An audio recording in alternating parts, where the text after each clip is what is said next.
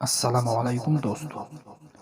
خونی پیار خونی پیار کے نیکسٹ ایپیسوڈ میں آپ سبھی دیکھیں گے، لیکن اس سے پہلے اگر آپ نے ہماری چینل کو سبسکرائب نہیں کیا ہوا ہے تو اگر ہماری چینل کو سبسکرائب کر دیجئے، لائک دیجئے اور ساتھ میں بیل آئیکن کا بٹن دبا دیجئے۔ تو آئیے چلتے ہیں ہم نیکسٹ ایپیسوڈ کے لیے۔ خونی پیار ایپیسوڈ 43۔ تقبیر گاڑی میں بھی جواد پر برس پڑتی تھی۔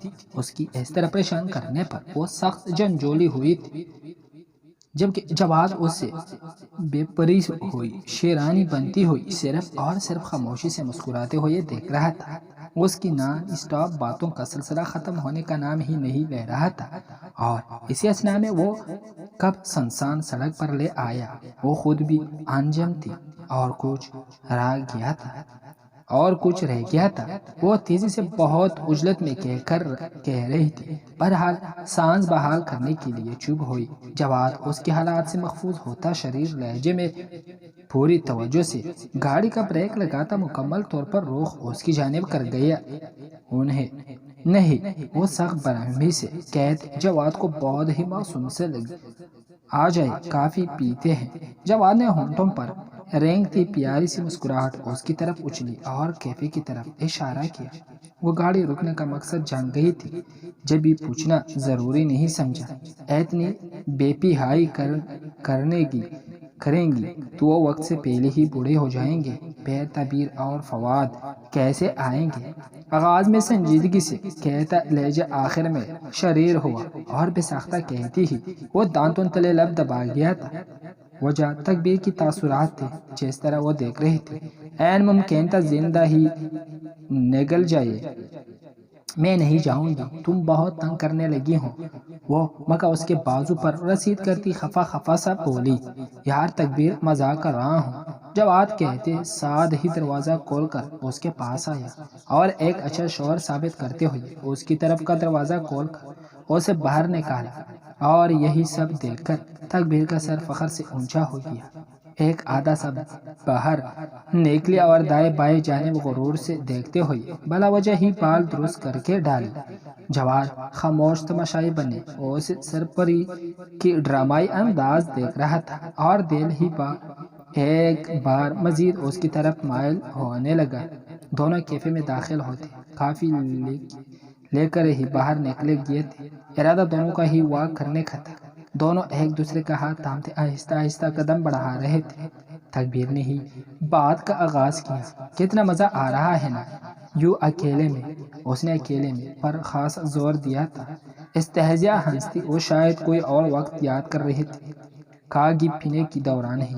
اس نے خوشی سے کہا، البتہ تیز ہوا کے زور سے اس کے بال اس کے چہرے کی طرف طواف کر رہے تھے، جیسے بار بار وہ کان کے پیچھے اوڑ رہی تھی، جو جواد بڑی دلچسپی سے انجوائے کر رہا تھا۔ آپ کو تو ڈر لگتا ہے میرے ساتھ اکیلا جانے میں؟ اس کی بات کا اشارہ تقبیر سمجھ گئی تھی، لیکن ڈٹائی اختیار کرتی وہ خود پر ہی ہنس پڑی تھی۔ میں بچی ہوں یار، اور پھر میں اور میرے کرتوت تو تم بچپن سے جانتے ہو، اور پھر بھی شکوے نہیں کر رہا ہوں، لیکن اب آپ کو سمجھانا چاہتا ہوں، اور چاہیے آپ کو۔ جواد نے کافی کا گھونٹ بھرتے ہوئے بے صبری سے کہا، کیس کو؟ تقبیر نے انجم پن کی انتہا کر دی۔ آف کورس مجھے۔ اس کی آنکھوں میں جھونکتے اس نے متبسم چہرے کو منتخب بری نگاہوں میں سموئے سرشاری سے اپنی بات مکمل کی۔ تقبیر کی خاموشی اس بار طرح کھلی و بخوبی اس کے لفظ کی دہان سے سنتی دل میں معنی دے رہی تھی، مگر زبان سے کیا لفظ ادا نہیں کیا۔ جواد نے برطرف برف سے بری کولڈ کافی بہت عجلت میں اپنی حلق میں انڈیلی اور خالی ڈسپوزیبل کپ کو ڈسٹ بین میں ڈالتا تقبیر کی طرف متوجہ ہوا۔ تقبیر باری گھبرا آواز میں زمانی لہجے پر خمار زدہ آنکھوں سے وہ کافی دل کی گہرائیوں سے اسے پکار بیٹھا۔ یکدم تقبیر کی دھڑکنیں بے قابو ہونے لگی۔ چند سیکنڈز اسے دیکھتے ہی وہ نظریں جھکا گئی تھی، مزید ان کی آنکھوں میں اپنا عکس دیکھنا اسے مشکل لگنے لگا۔ جواد اس کے حالات پر مبہم سا مسکرایا، آر یو بلیشنگ؟ اور اس کے سوال پر وہ باریک پلکوں کی جولر اٹھائے اپنے کیے سے صاف مکر گئے تھے۔ تکبیر اپنی انگلیاں چٹاخ رہی تھی۔ جواد سمجھ گیا تھا وہ کچھ کہنا چاہتی ہے لیکن کنفیوژن ہے۔ جواد نے اس نرم ہاتھوں کو اپنے ہاتھ میں لیا، بہت آہستگی سے، نرمی سے اس نے اس کا ہلکا سا اس کے ہاتھ پر دباؤ ڈالا۔ بات واضح تھی، وہ اسے حوصلہ دینا چاہتا تھا۔ آپ جانتی ہیں میں بچپن سے کیسا ہوں اور کیا کرتا تھا جب آپ سے شادی ہوئی۔ آئی ایم ڈیم شیور میں تب بھی نہیں چینج ہوا تھا، اور یہ بھی جانتا ہوں آپ نے کتنی پرابلم فیس کی ہوں گی۔ نارمل بات ہے، آپ زندہ دل ہر مومنٹ انجوائے کرنے والی چاہیے، وہ کوئی سا بھی ہو، اور آپ سے بالکل مختلف میں۔ لیکن شادی کی رات سے ہر میرے اندر بولا آنے ہونے والا تھا، اور یہی بات میں ماننے سے انکاری تھا۔ بلا وجہ کی گفتگو کرنا مجھے سخت ناپسند ہے، لیکن میں آپ کا معمولی میں پتہ نہیں کیوں بے بسی ہو جاتا تھا۔ آپ نے میرے ہاتھ پر بائٹ کی اور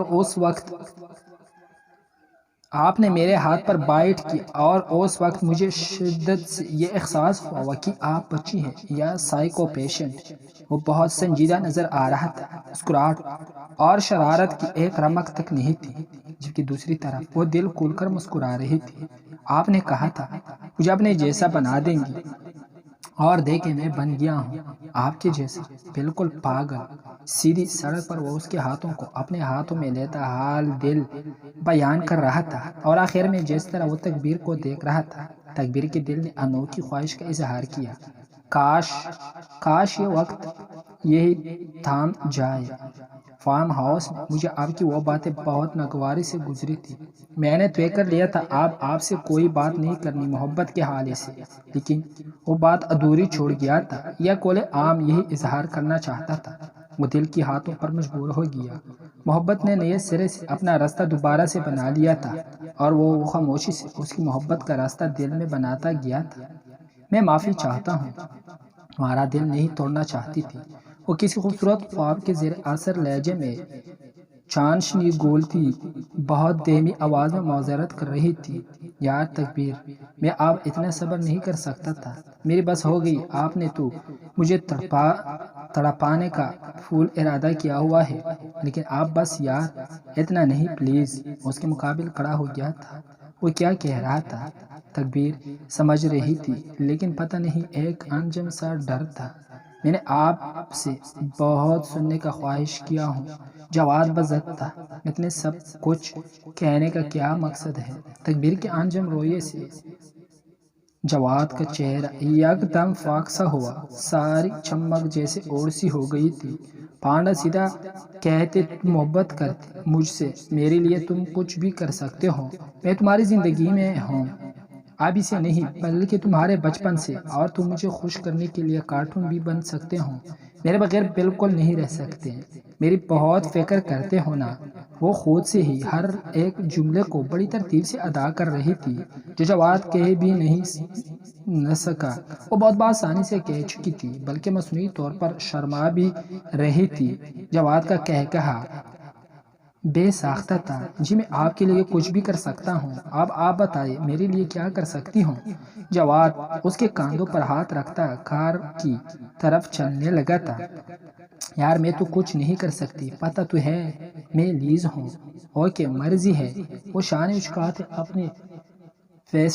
اپنا فیصلہ اس کی مرضی پر چھوڑ گیا تھا۔ وہ کار کی طرف پہنچ گئے تھے، رات زیادہ ہو گئی تھی، سڑکوں پر گاڑیاں نہ ہونے کی برابر ہی تھی۔ اچھا وہ دیکھو کیا؟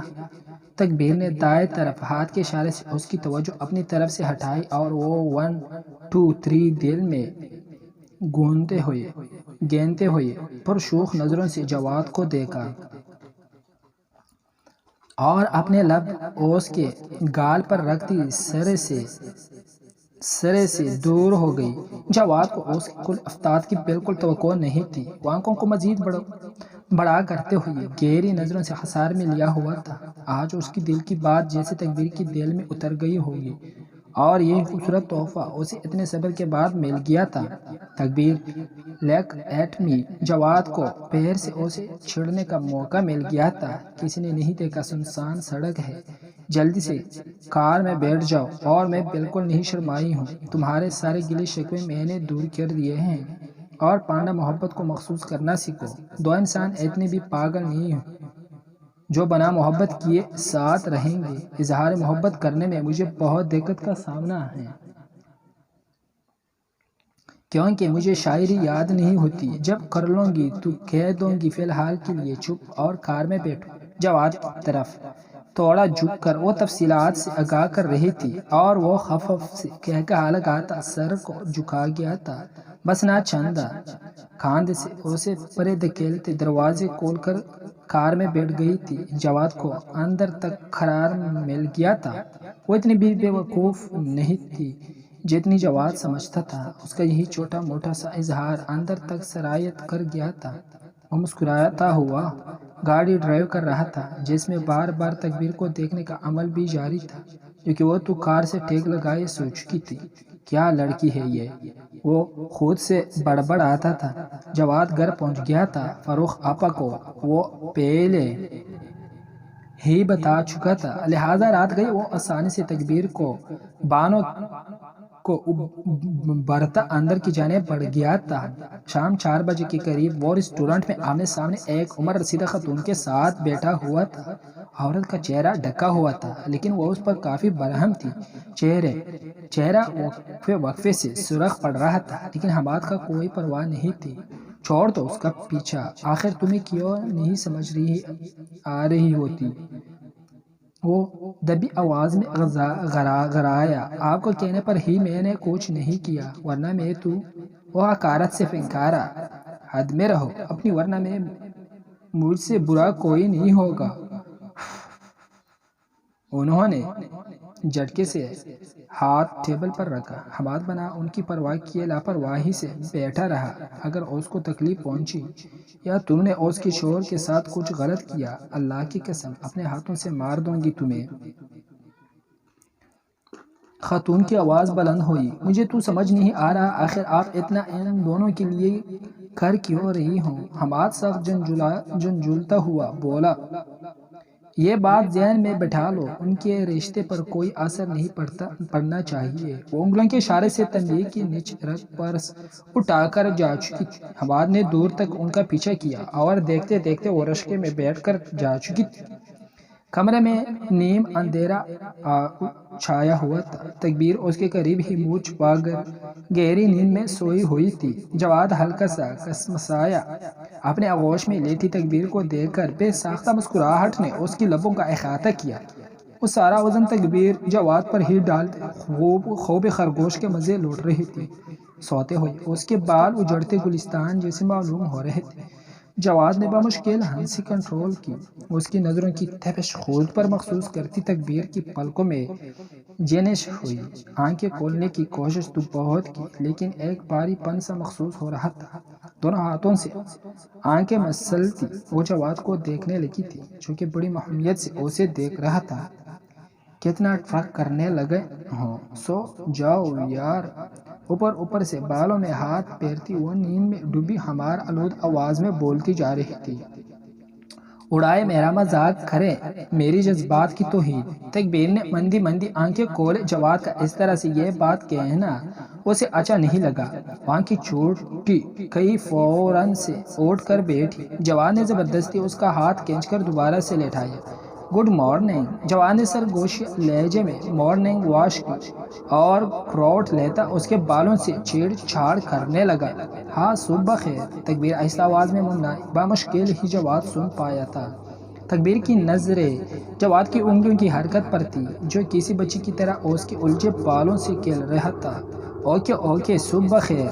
وہ بار بار تکبیر کو محبت بھری نظروں سے دیکھا جا رہا تھا، جبکہ تکبیر بلاوجہ ہی اس کی نظروں کی تاب نہ لاتے ہوئے کنفیوژن ہو رہی تھی۔ بالآخر وہ عجلت میں بیڈ سے اٹھی اور پیروں میں چپل اڑاتی آئینے کے سامنے کھڑی ہوئی۔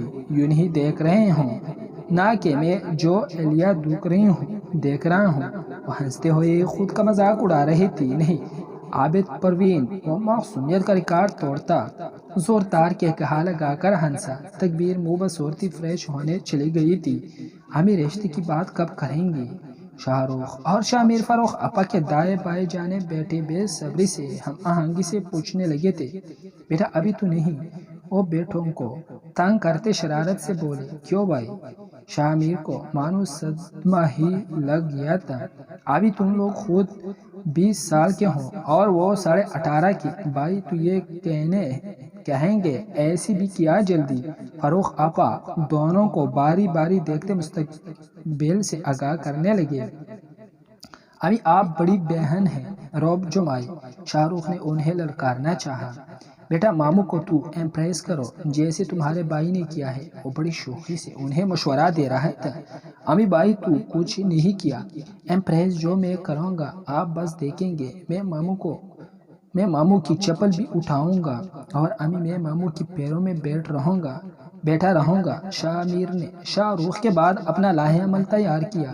امپریس کر رہے ہوں یا بھیک مانگ رہے ہوں، وہ تینوں ماں بیٹے اپنے گفتگو میں مگن تھے۔ جواد کی آواز سے چونک کر دونوں نے اسے دیکھا، لیکن اب ڈر کی کسی سے بھی ظاہر نہیں ہوتا تھا۔